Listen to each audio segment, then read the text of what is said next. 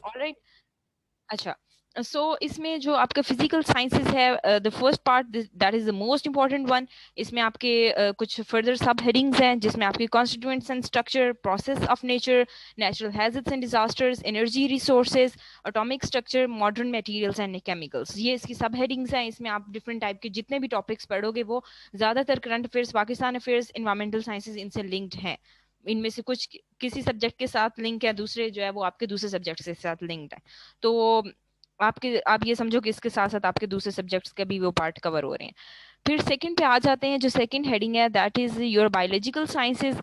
Biological sciences में आपका the basis of life, biomolecules, plant and animal kingdom, ये थोड़ा सा टफ है अगर इसको थोड़ा बहुत ही सिर्फ ऊपर ऊपर से पढ़ना है, क्योंकि इसमें इतनी किंगडम्स हैं वो हम इतने शॉर्ट ड्यूरेशन में नहीं कर सकते। हमने चॉइस पे वो चीज़ छोड़नी है जिसका हमें पता हो कि छोड़ने का फायदा भी है। हमने ऐसी चीज़ें नहीं छोड़नी जो बहुत इंपॉर्टेंट भी है, एंड सेकेंडली ये कि उनका डेटा भी कम है। अब सिर्फ आप इस एक हेडिंग का डेटा ले लो और पूरी आप ऊपर वाली पूरी फिजिकल साइंसेस को मिलाओ, फिर भी ये इसका मतलब लेंथी है। तो फिर इसलिए हम इस पार्ट को स्किप कर सकते हैं। We have the margin to skip this part, ठीक है।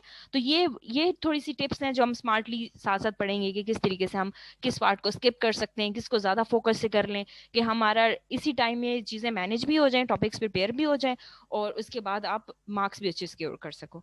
ह्यूमन फिजियोलॉजी को हम करेंगे। डिजीजेस में से हमेशा आता है आपके पास कोई ना कोई एक का डिजीज पे आ जाता है, polio, diarrhoea, malaria, hepatitis, dengue and their causes and prevention. And don't forget it कि इस बार साथ में कोविड को भी हम ऐड करेंगे, ठीक है, क्योंकि जाहिर है कोविड पे भी फिर अब जो मोस्ट कॉमनली जो पेंडेमिक हमारे नजर आ रही है तो दैट इज कोविड नाउ, तो उसको भी हम साथ में रीड आउट करेंगे। अब इसमें इतनी इतनी थीरीज हैं, पोलियो के ऊपर पूरी बुक्स हैं, डायरिया के ऊपर स्टूडेंट्स के पास लिमिटेशन नहीं पता, उन्हें पता नहीं है कि हमने इसमें किस किस डायमेंशन से इस टॉपिक को कवर करना है।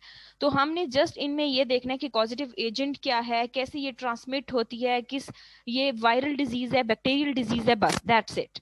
इतनी ही स्टोरी हमें पता होना जरूरी है जिसके साथ हम जाकर एग्जाम हॉल में बैठ सकते हैं। अच्छा, बायोफ्यूल प्रोडक्शन का ये टॉपिक आपका इंपॉर्टेंट है, ये आपका इन्वायरमेंटल साइंसेज में भी आता है, आपके इवन पाकिस्तान अफेयर्स में भी दो क्वेश्चन आपके करंट अफेयर्स के आए हुए होते हैं। तो उन दो करंट अफेयर्स वाले क्वेश्चंस में से भी आपको जो रीसेंट डेवलपमेंट्स हो रही हो ना उनका आइडिया होना चाहिए। तो जो आपके बायोफ्यूल का कॉन्सेप्ट है ना वो इन दिनों में काफी ज्यादा चल रहा है। आप जैसे देखो कि पेशावर में भी इवन आपकी एनर्जी फ्रॉम वेस्ट जनरेशन का कॉन्सेप्ट स्टार्ट हो गया हुआ है।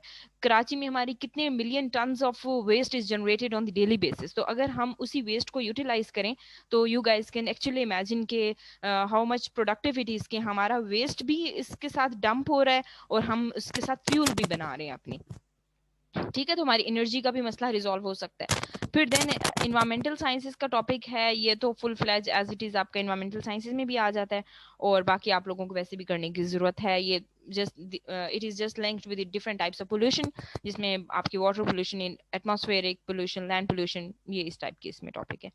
इसको भी डेफिनेटली करना है। फूड साइंसेस को सिर्फ रीडिंग देने से भी काम चल सकता है, ठीक है। ये टॉपिक सिर्फ इसमें ऐसा है जिसको आपने, क्योंकि डेली बेसिस से चीजें लिंक्ड है ना, वाइटामिन, कार्बोहाइड्रेट्स, प्रोटीन्स, फैट्स, ये चीजें ऐसी हैं जो हम डेली बेसिस में यूज भी कर रहे होते हैं, कंज्यूम भी कर रहे होते हैं। थोड़ा बहुत हमें आइडिया भी होता है कि फ्रूट्स में वाइटामिन हैं, ब्रेड में हमारी कार्बोहाइड्रेट है, मतलब इतने हद तक हमें वैसे भी माइंड में चीजें होती हैं कि हम उसको रीजनरेट कर सकते हैं। अब आप लोगों ने करना ये है कि जाहिर है आप लोगों में से बीएस लेवल तो सबका है, ठीक है, क्योंकि ये एग्जाम रिक्वायर ही ये करता है कि आपके पास बीएस डिग्री हो।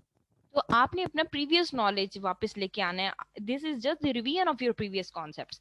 आप लोगों ने, you must have read this concepts earlier as well. बस हमने क्या करना है कि आप लोगों ने वापस इन चीज़ों को मेमोराइज करना है, इनको चैनलाइज करना है कि हमने सीएसएस के एग्जाम इन चीज़ों को कैसे फिट करना है। अच्छा, उसके बाद हम बात करते हैं about information technology. This part is very very important. Science के स्टूडेंट्स ये टॉपिक छोड़ देते हैं ये सोच कर कि हमने जब सारे ऊपर वाली चार हेडिंग्स कर ली हैं तो आईटी का पार्ट हम छोड़ देंगे तो क्या फर्क पड़ता है। लेकिन वो भूल जाते हैं कि जो 20 मार्क्स का क्वेश्चन होता है उसमें 5 5 मार्क्स के 4 क्वेश्चन होते हैं, उसमें से एक पार्ट वो इनकॉर्पोरेट कर देते हैं आईटी का, और वहां पर फिर स्टूडेंट्स बैठ के they are just unable to write a single word on this topic.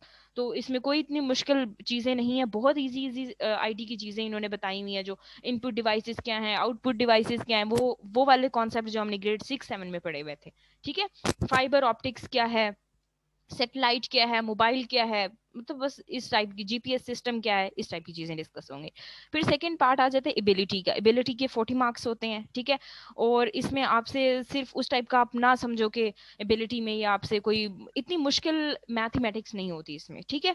ऐसी होती है जो स्टूडेंट्स हमारे जैसे आपके जैसे लेवल के स्टूडेंट्स आराम से कर सकते हैं। अलजेब्रा हो गया, रेशियो प्रोपोर्शन, परसेंटेजेस, इस टाइप की चीजें होती है, और अक्सर आपसे डेफिनेशंस भी पूछी जाती हैं। तो मेक श्योर कि इसमें जितने भी टॉपिक्स लिखे हुए हैं ना, चाहे वो ratio, proportion, mean, median, mod, triangle, right angle, equilateral triangles, symbols, आपको इन सब की डेफिनेशंस पता होनी चाहिए, ठीक है। क्योंकि वो आप देखोगे पास्ट पेपर्स, आप you must have gone through the past papers, और अगर इफ यू हैवंट इवन, तो आपको जब मौका मिलेगा कुछ दिनों के बाद, तो आप देखोगे कि आपको हर पेपर में नजर आएगा कि उसने किसी ना किसी मैथमेटिक्स की टर्म्स की डेफिनेशन पूछी हुई है।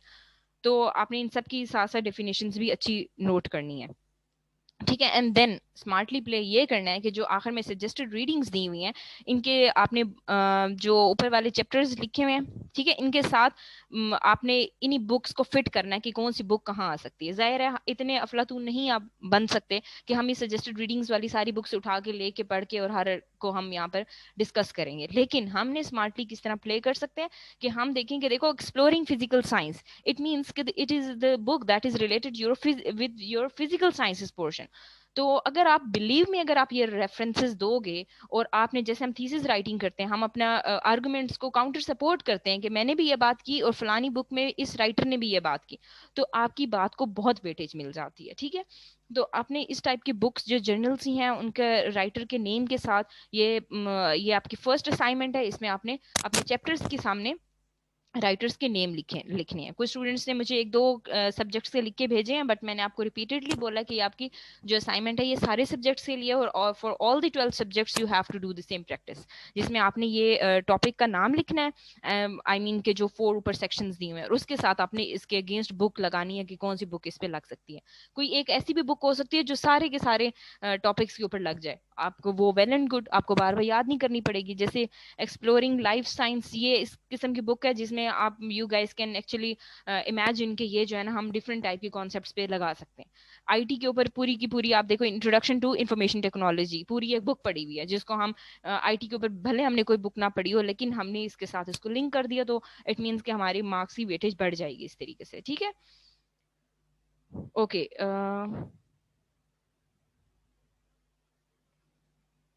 जी जाहिद, लगाए हुए मैंने रिकॉर्डिंग पे लेक्चर्स, और ये चीज़ें रिपीटेडली आपके साथ डिस्कस होना ज़रूरी है और आपको पता होना ज़रूरी है, क्योंकि ये ही आपकी प्रैक्टिस है। जितना आपको अपने गो थ्रू करोगे सिलेबस को, उतना आपको पता चलेगा कि आप कितना रिलेवेंट जा रहे हो, वरना हम लेफ्ट राइट हो जाते हैं। आप इस चीज की बात करते हो, इवन स्टूडेंट्स ऐसे लिखते वक्त, एक ही टॉपिक है ऊपर लिखा हुआ है, उसको लिखते हुए भी हम जो है ना स्टूडेंट्स आगे जाके लेफ्ट राइट हो जाते हैं, वो अपने टॉपिक से हट जाते हैं। तो क्या वजह होती है कि वो बार बार अपने टॉपिक को नहीं पढ़ रहे होते। जब हम टॉपिक को पढ़ते हैं फिर पैराग्राफ लिखो, फिर टॉपिक को पढ़ो, फिर पैराग्राफ लिखो, कि कहीं आप उससे डिस्ट्रैक्ट तो नहीं हो रहे, आप कोई ऐसी बात इरेलीवेंट तो नहीं लिख रहे हो जो उस टॉपिक से लिंक्ड नहीं है,